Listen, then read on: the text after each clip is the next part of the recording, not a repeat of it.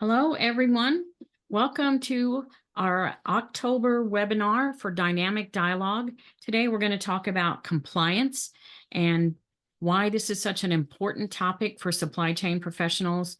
Uh, Anyone who's been in this business for a while knows that the landscape and the roadmaps for compliance are changing all the time. They're getting more and more complicated and more complex, more and more details that companies and individuals have to worry about.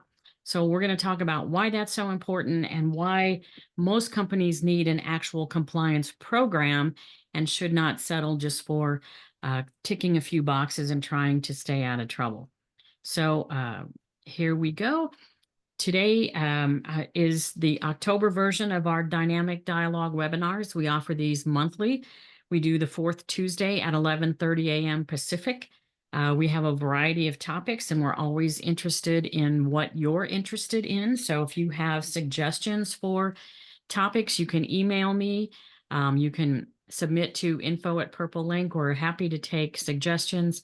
I'm always looking for things. This keeps me involved in the supply chain community and kind of forces me to do some research every month and look at new topics and keep up with what's going on in the world of supply chain. So the link you use today to join this meeting, if you joined live, is going to be good for the end of this year and all through 2025. I have it set up that way. And if you sign up, then you will get the emails. If you register for this event, which some of you have, you'll get fewer emails than those that haven't registered yet, but you won't miss any of the events or the activities associated with this and the other Purple Link activities. So we keep this presentation to less than an hour and welcome feedback and questions. So compliance is one of these things that we talk about, and it's a little bit of a scary thing. So I have this little cartoon here that says, I've been here so long, I don't remember what I did, but it had something to do with non-compliance. So this is an area where it's kind of funny, but it's not really that funny because the penalties for non-compliance are becoming more and more severe within the United States, outside the United States.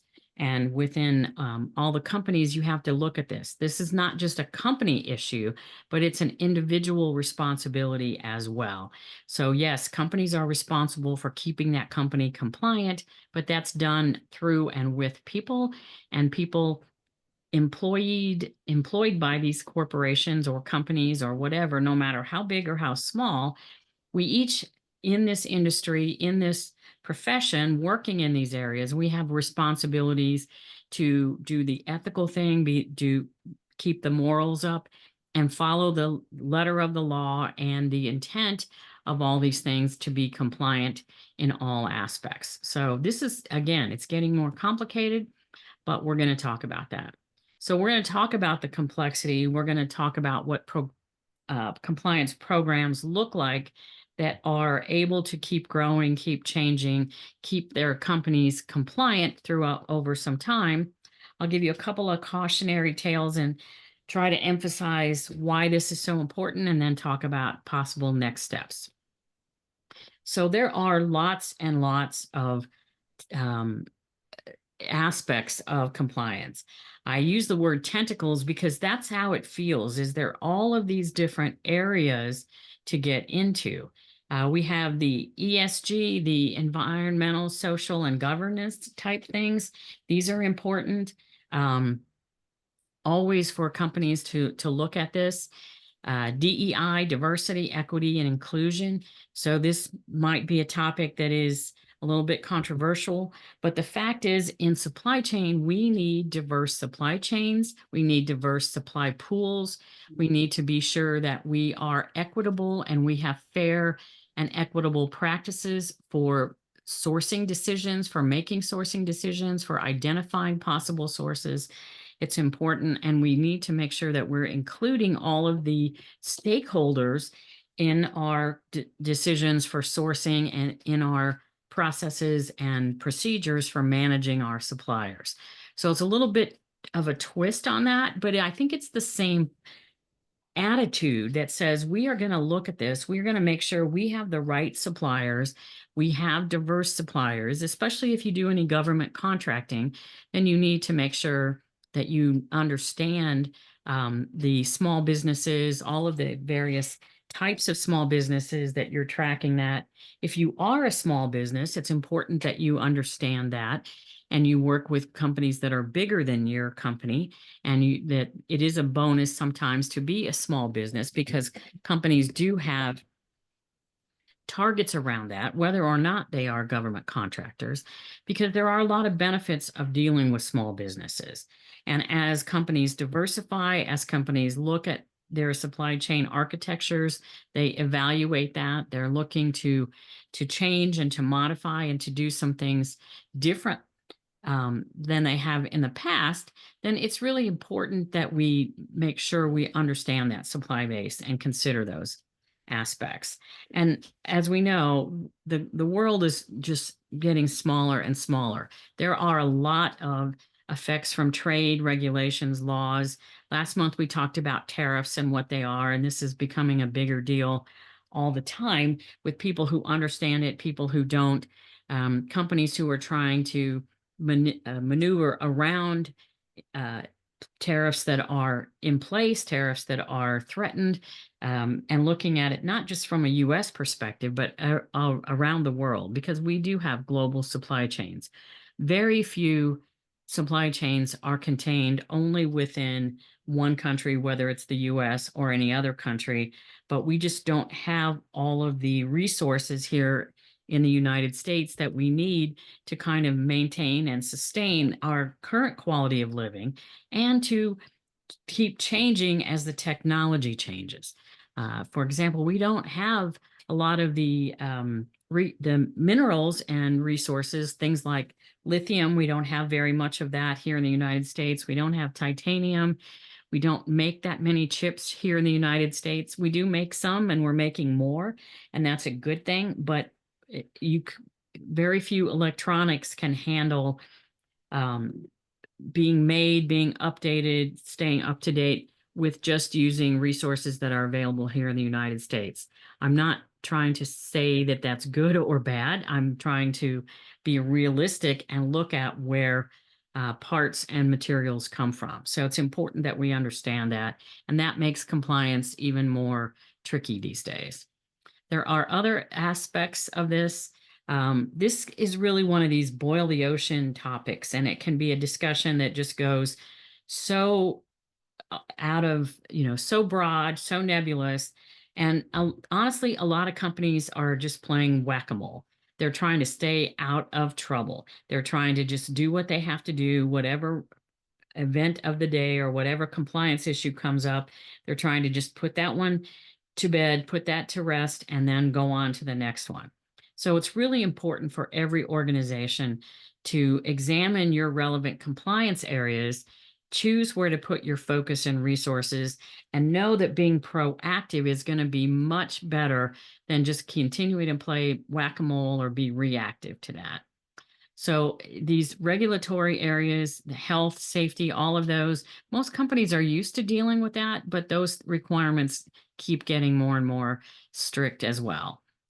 Legal corruption, anti-corruption, the legal aspects are changing. There's new laws passed. There's still questions about how to interpret certain laws and do different things.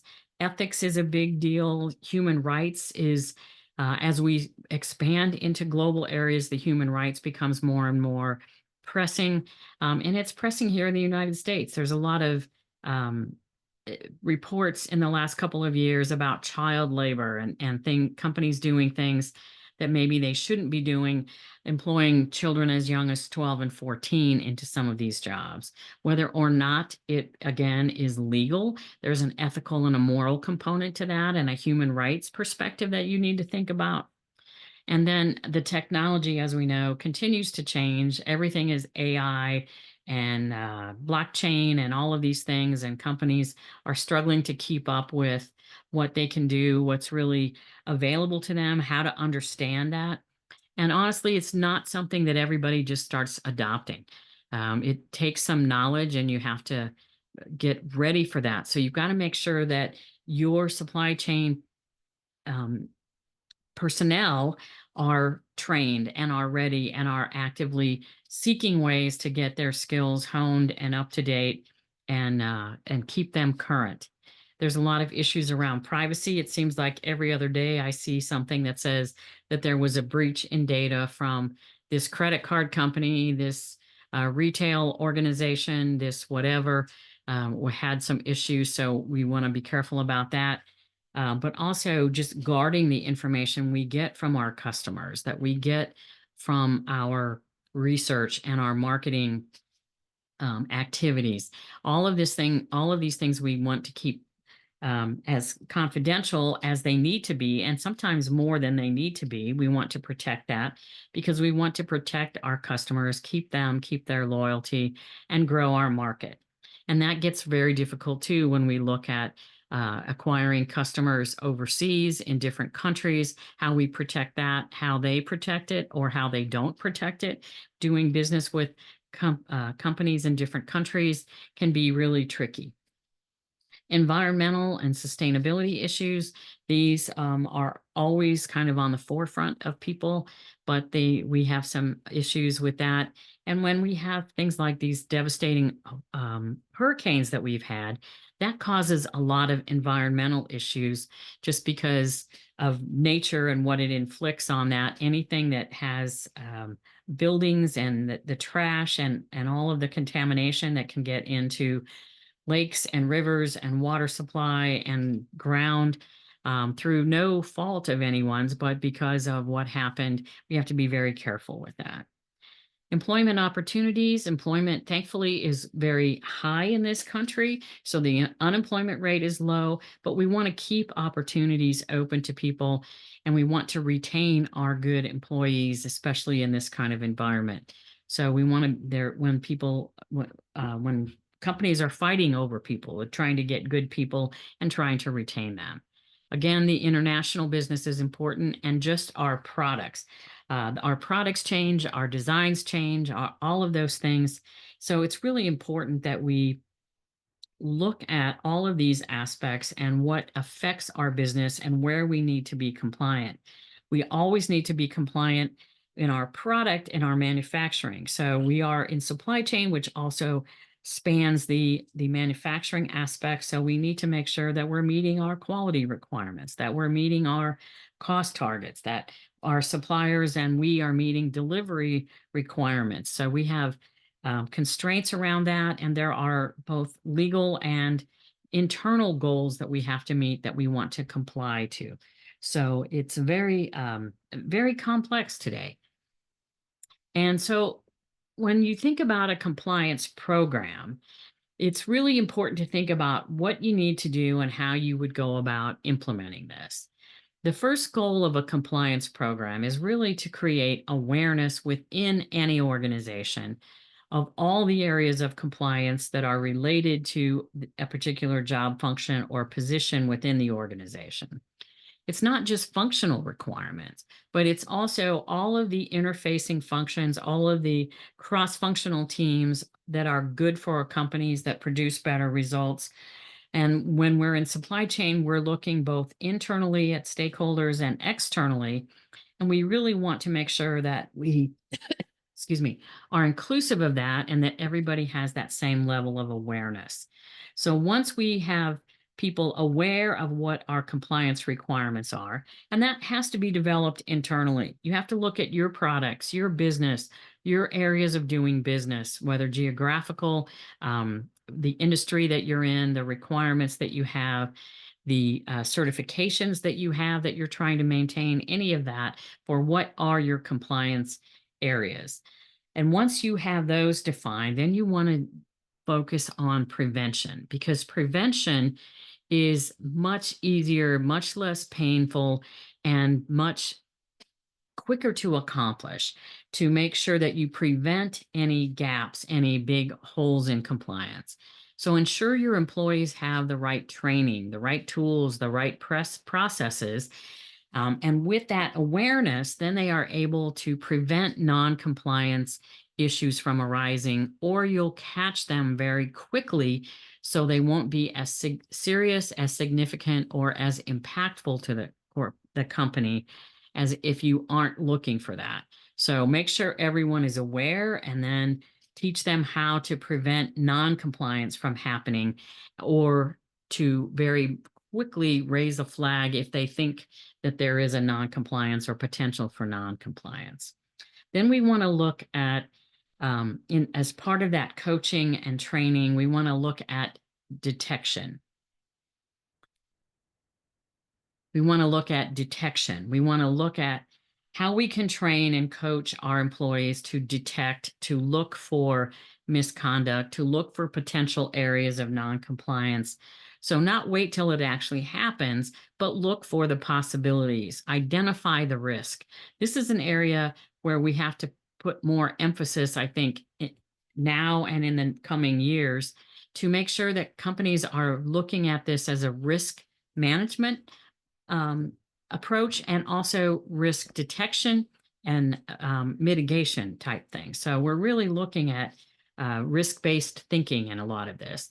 So detect these areas, look at these internally, but also look at these as they relate to suppliers and customers, which can be less part of our daily focus and yet be very impactful if we allow non-compliance areas in this in these external customer supplier relationships areas dealings.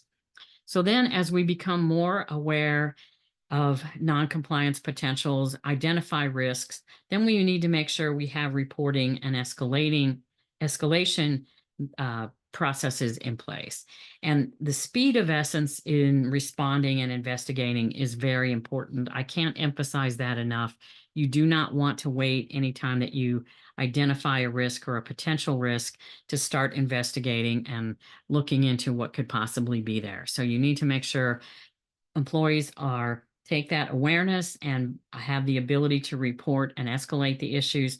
And you have people who are going to react when those issues are brought to their attention. Then we want to look at improving the visibility throughout and across the supply chain so that we don't have the surprises and we don't get blindsided by things that can be seriously impactful, painful, costly in terms of time and money to the organization.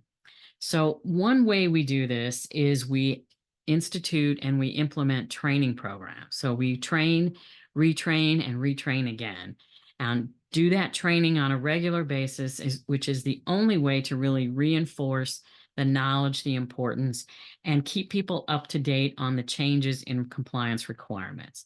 It's one of the ways to obtain compliance and remain in a compliant state for your company. Large companies have started offering training for small businesses, for their suppliers. They ensure awareness of all of their partners, whether it's like 3PLs, 4PLs, different companies that they work with, some of their contractors, if they have on-site contractors, maybe in terms of security or janitorial or any number of other things that companies contract for today. So ensuring awareness and alignment really helps demonstrate commitment to values and programs across the board. And that goal of a continuous improvement also is very, very important, because not only do you want to obtain compliance, but you want to maintain and sustain that for the foreseeable future. So like most programs, like most large initiatives, compliance programs need support from top management. You need that management commitment because you're going to have to put some resources into this. You're going to have to put some oversight onto this. You're going to have to get involvement from probably a couple of the senior managers in the organization. And it may not seem intuitive at first, but compliance programs that are good and robust are very collaborative. They are not, I'm going to go check you out and make sure that you're doing things right, where it's a spy type thing. It's really, let's talk about this. Get the employees and the stakeholders working together to achieve the compliance goals, to talk about that, to assess the risk and determine risk analysis and mitigation actions and communicate about that. So the compliance goals need to be for all the participants in every facet of the program. So the stakeholder inclusion is early on is very, very important, and make sure it's comprehensive enough to cover all of the bases of your company. It's important to know both suppliers and customers, again, internal and external, and both up and down, if you will, with the suppliers and the customers. Share your compliance goals with them, understand what their compliance goals and requirements are. Make sure you've got that alignment and you keep that alignment. Because compliance is not a soft science or skill. It really requires data, gathering data, verifying the data, and ensuring that the data leads to compliance and it equals compliance for whatever aspect it is. Look at the data, analyze it, look for patterns, trends, take action as needed. Make sure you've got people identified who can follow up, dig further into things, or take actions to make corrective actions. As part of managing this whole risk, compliance programs need strategies and plans along with these mitigation ideas and strategies. And they need good communication plans to stay compliant, because it's important when you find things that you share that with all of your stakeholders. It's important when you take actions that you communicate those actions, that you reinforce that throughout the whole organization. Again, all of the stakeholders, internal and external. And with many activities that we see in business today, this is not a sprint. It's one of these marathons.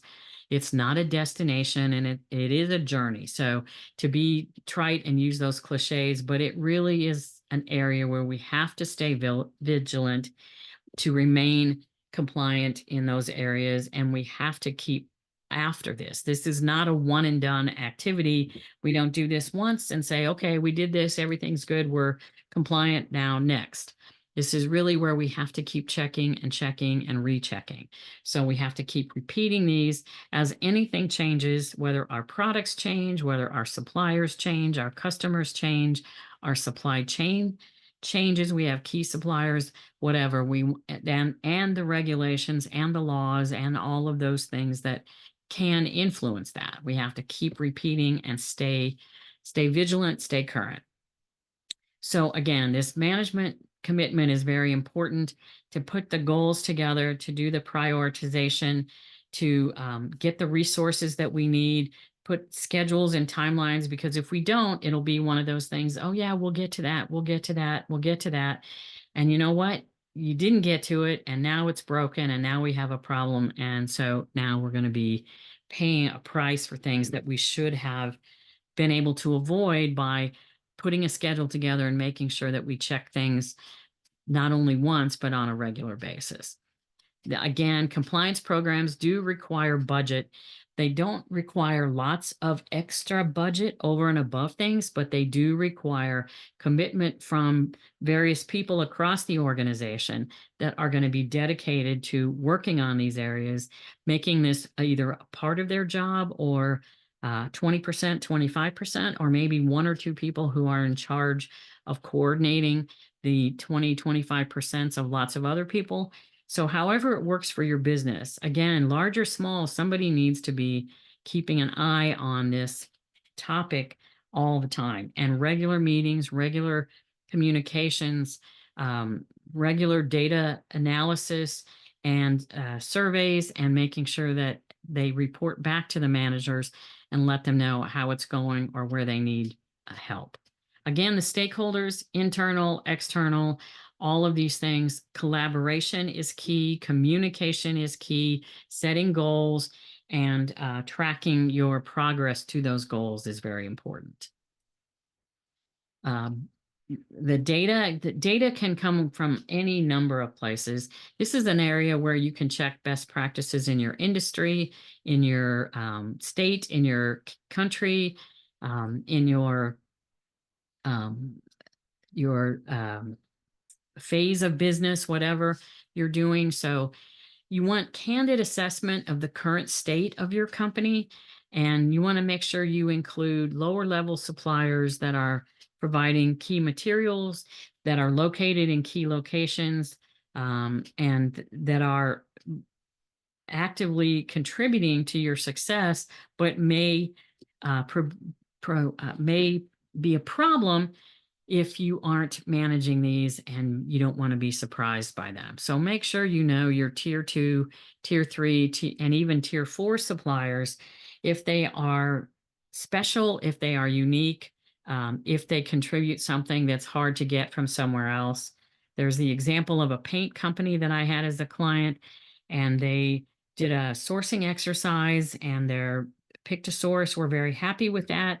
But about 6 months after the sourcing decision, their source said, hey, our sub-tier supplier came up and they've had a fire and we can't get these products and we can't get your products because we can't, our supplier is out and down for the count with this fire.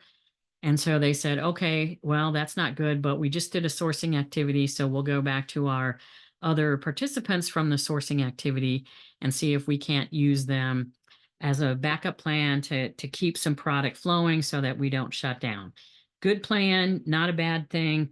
Happens sometimes, and companies keep those winners, the runners up to their sourcing activities in their back pocket if and when something happens. Well, guess what? They went back to the runner-up, and then that they couldn't help them, and they went to the other supplier, the third supplier of the about 5 or 6 that participated in this sourcing activity. And finally, they put the pieces together and they said, you know what?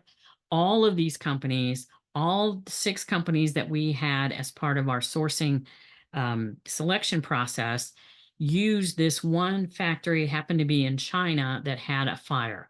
So not only did they not have any backup, but all of the suppliers were reliant on the same sub-tier supplier.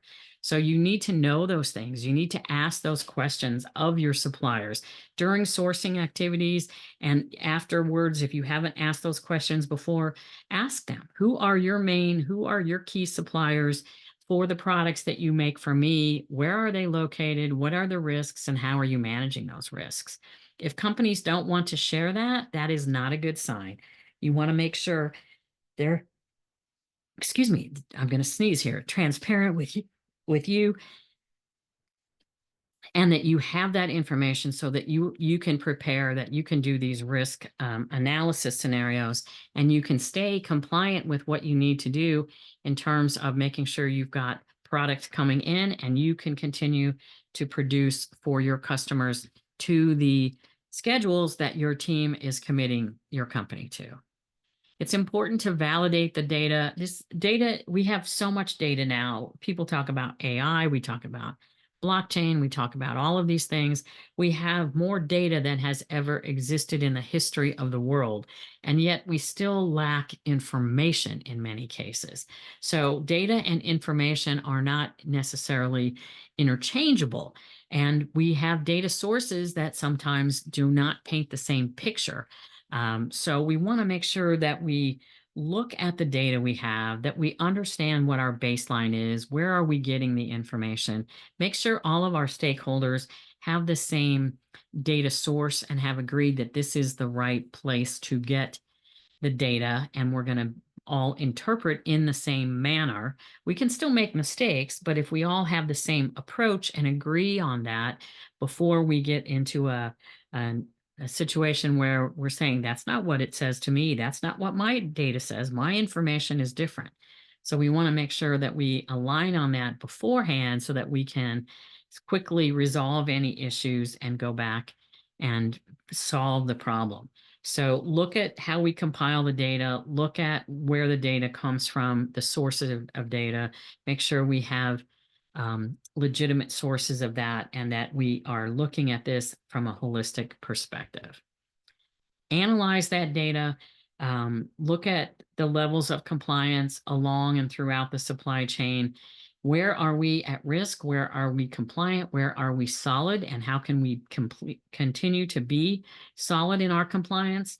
What are the possible risks or changes to those requirements or to our performance against that? Look at, again, all your tier one suppliers.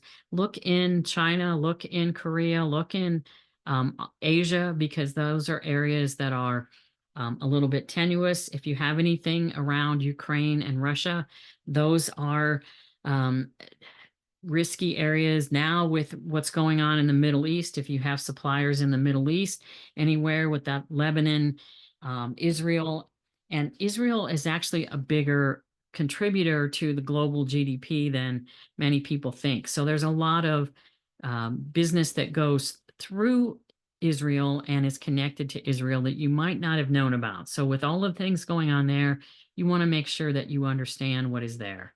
And then we have issues in China like the Uyghur slave labor areas. We have different kinds of things still, like conflict minerals all up and down heavily in Africa and also in Asia and different things. Greenhouse gases, we're looking at companies that may or may not conform and comply to some of the requirements that we have in the US. And so we want to make sure that we understand all of those things. We want to make sure we understand what our customer flow downs are, what we're being asked to do by our customers, what our own company standards are. Many companies are owned by US entities, but there are a lot of companies today that are not necessarily owned by a US entity or have their primary owner as that. And also, there's a lot of offices in different parts of the world. So what are the requirements for that by nationality, by geography, by industry, by whatever is regulating and giving you inputs on how you can be compliant. Review these goals, priorities, adjust as those need to be, take actions from what the analysis tells you, but continue to analyze and question and identify risks early on so that you can attack those. Because you need action plans. We're looking at how we can plan this, manage this, keep this thing going, and stay compliant through whatever happens. So prioritization is very important. Of course, you need to prioritize anything that's a potential violation, any area that you identify as a high risk. And when we think about risk, we need to think about the probability of that action happening or the risk occurring. And then we also need to look at the impact of that. So what happens if it does happen? Does it have a high possibility of happening? If it does, that's high probability. And then if it has high impact associated with that, that's going to be a high potential area. If we have high probability but low impact, and then that's not going to be as high a priority as maybe another area. So what is this? How does those two axes work with all of the risks that you identify? You want to have owners, timelines, metrics, talk about budgets, communication plans, who's the audience, how frequently would you need to communicate, what are the means of communications? Is it emails? Is it text? Is it from one person? Is it ad hoc? Who owns that? How often? What are you going to do if these things happen? So you want to make sure you've got actions to go solve the problems, get back to compliance, but also if things go slightly off base, or worse, if they go way off, how are you going to communicate this internally, externally? Who's responsible for what? So have those discussions before things occur so that you're actually prepared. It's been quite a few years that companies, excuse me, have been doing like business continuity plans. Okay, what happens if we have, I live here in Southern California, what happens if we have an earthquake and we have to shut the plant down for a couple of days or a couple of weeks for whatever? Now we have the added issue of fires. What happens if we have wildfires? We've had some pretty severe wildfires in Southern California in the last few years. Florida has always looked at hurricanes and what happens. I come from the Midwest, and it was all about tornadoes, hailstorms, rainstorms, in some areas, floods. from the rivers, from whatever. So the areas you have, we all have these kinds of things. So we want to think about that business continuity, but we now want to take that not just from these kinds of disasters, natural disasters. We've had to add in things like um, terrorist actions and things like that, which companies have experienced, unfortunately. But now we also have to say, what are the compliance things?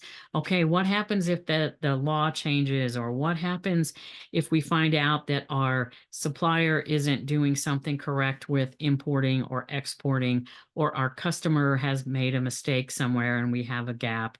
What happens if we have, an acid leak in one of our tanks or something like that? If we have a compliance area where we can't get product, or our product is contaminated, or. So whatever that means to your company, think about that, put those in your business planning scenarios, and make sure that you're looking at that on a continuing basis.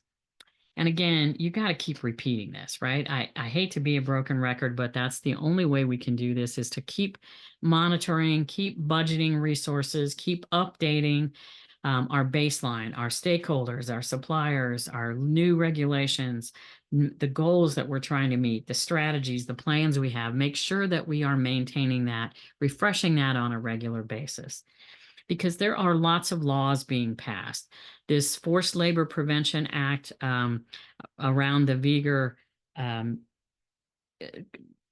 components in China was passed in 2021, but that's still kind of being rolled out to what that looks like.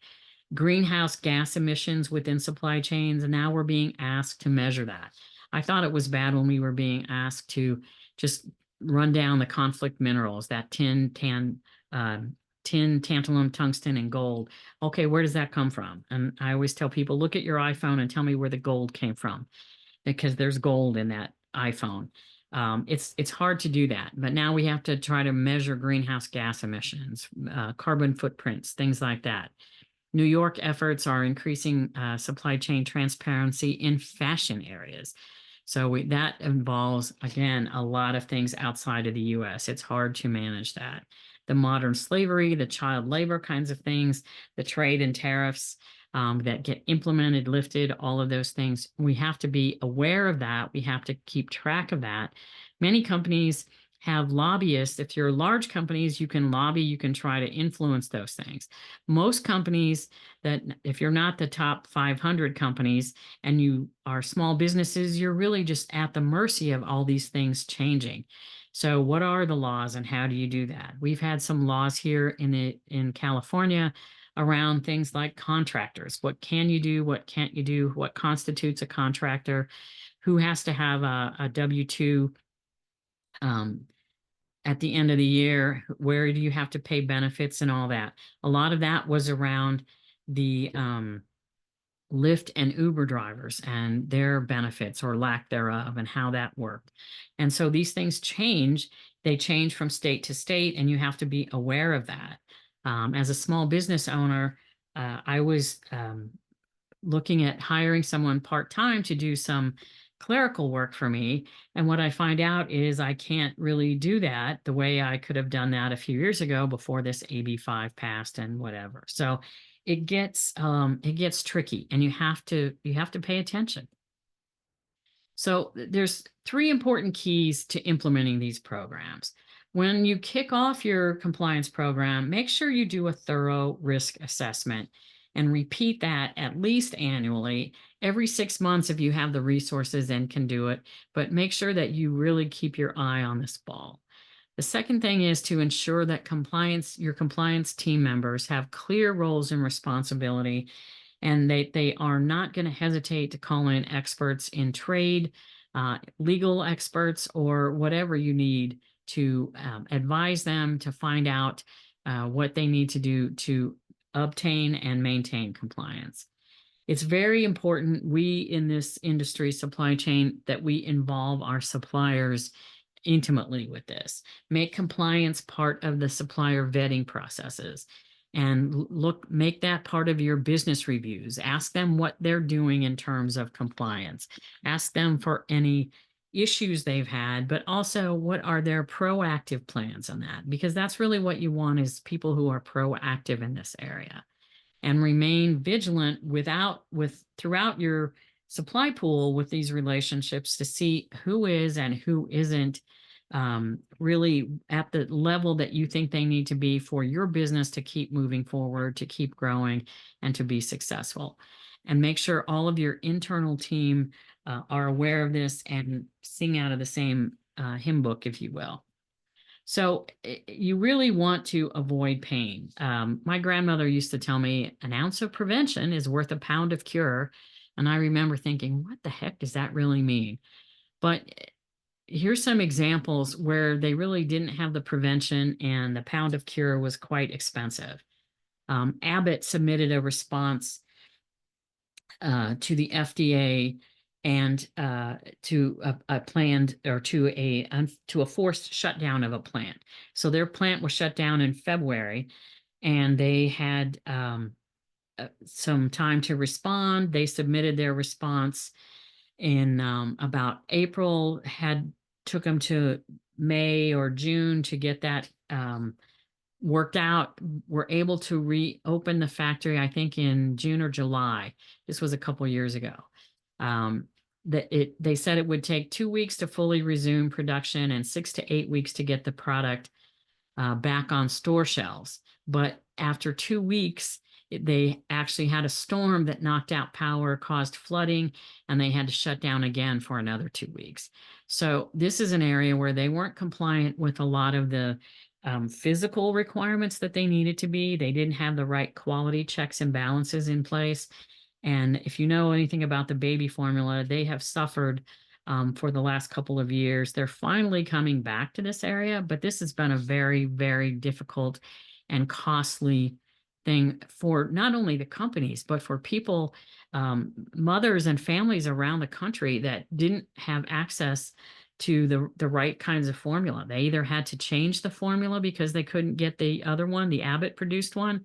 I had a student in class, and he said they had a brand new baby, but the baby had allergies to certain formulas, and so they needed very particular ones that they had taken a few weeks to find out which one was going to work for their child. And then getting that, he said he spent a lot of time online and driving to places and calling and trying to get baby formula for his child. Thankfully, the child is doing okay, but it's not so great. In September of 2023, Cargill was fined. They had a child labor issue in a farm they bought product from. So they bought product from a farm. That farm had child labor issues, and that morphed up into Cargill, and they got some fines for that. So not so good. The General Data Protection Regulation, that's as I said, we continue to see where there was a breach in the data, those kinds of things. The Texas Petrochemical Company had problems. This was a big fire and some, I think, a loss of life in that. So lots of different types of things. Volkswagen cars were impounded, sales delayed for a part coming in from China that used child labor that was identified in February of this year. So that was a problem. Amazon got a big fine in 2021 for violating the GDPR issues in Europe. And Europe sometimes has very strict kinds of things. So lots and lots of different pain that can be inflicted on companies.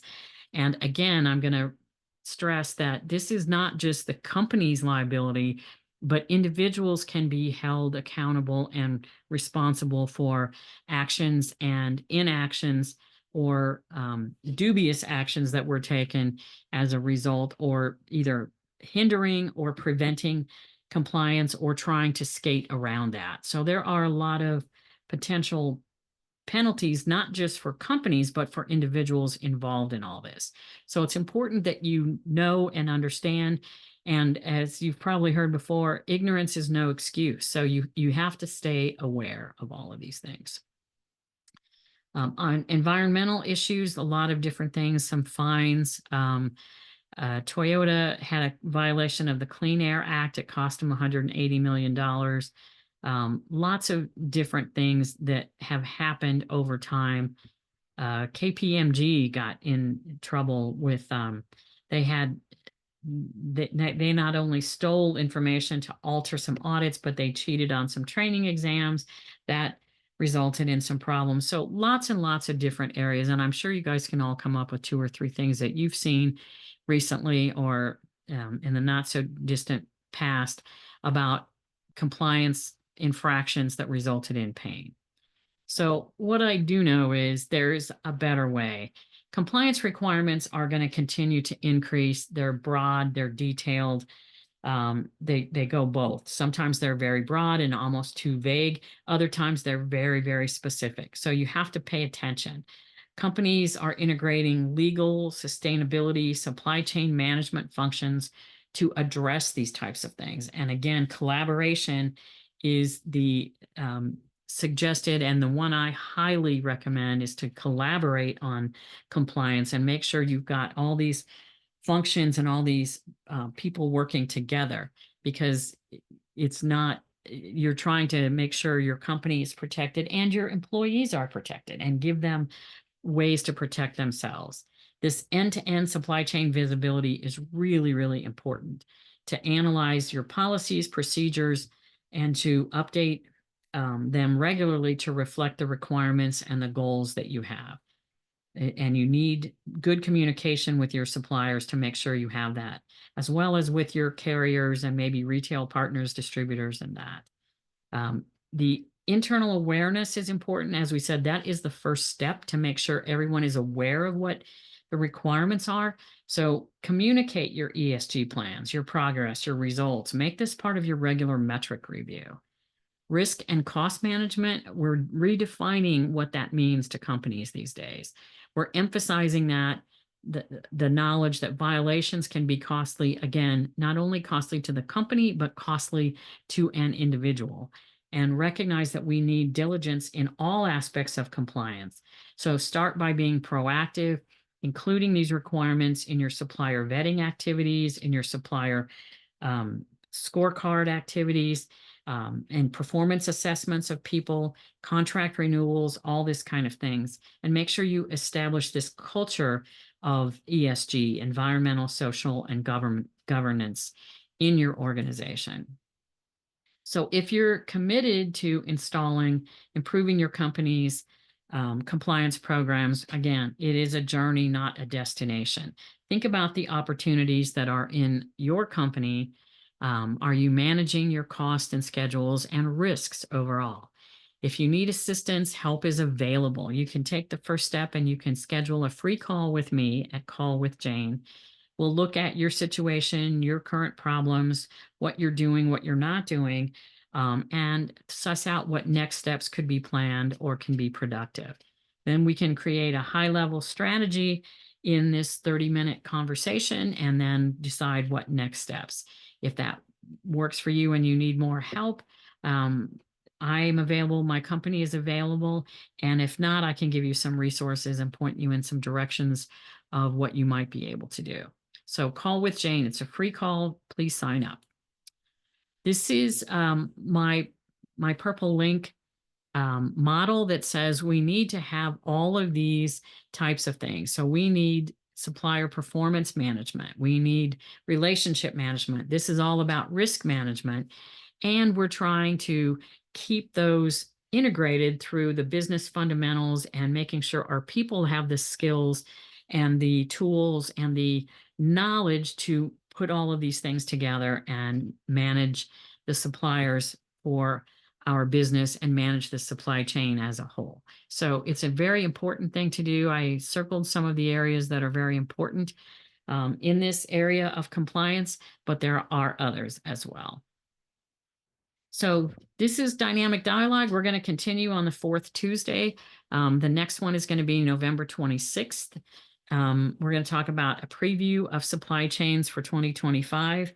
I have to look at the calendar again for December to see what might be in store there. We might do a quick recap of issues, but I don't have that one scheduled yet. I do have CPSM classes starting.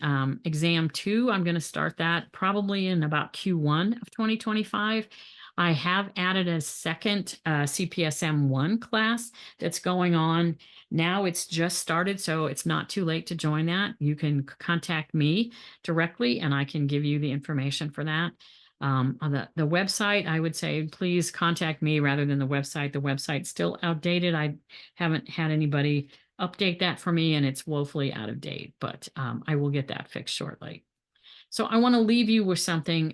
Warren Buffett is somebody who's pretty familiar to most of us in today's business world.